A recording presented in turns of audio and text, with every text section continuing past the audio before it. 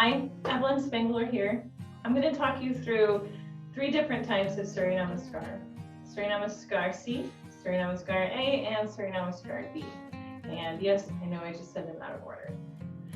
Today, I'm going to talk you through how to guide them through guided alignment and instruction through the first round, and then take them through a round that is at breath's pace. This portion of the video will be at the beginning of each video, so feel free to fast forward if you've already heard this part. We're going to start by going to the top of the mat for each one. We're going to begin with Surya Namaskar C. Begin in mountain. Turn your palms forward.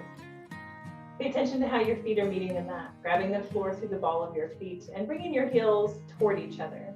For everyone, let's give the knees a little bend, but especially if you know you have existing knee pain. Draw your tailbone down as you lift the crown of your head tall.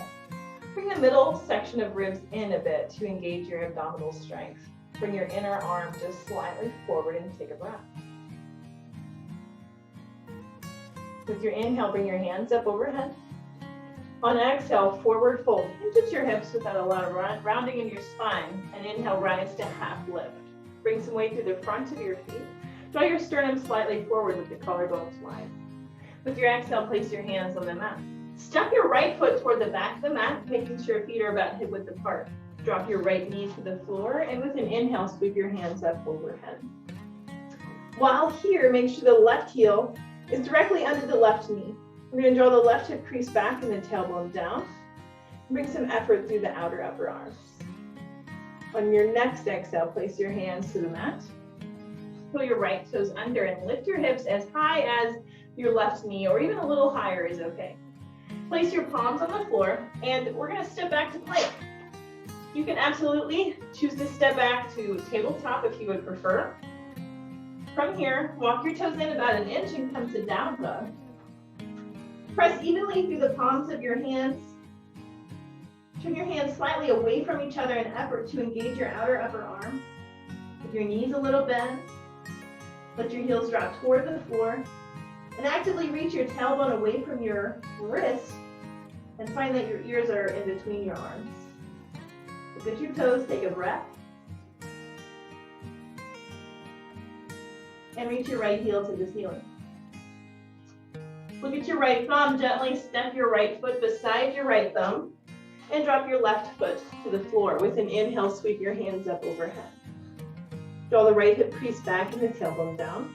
Make sure your right heel is underneath your knee. And on your exhale, place your hands back on the mat. Pull your left toes under, lift your hips as high as the right knee.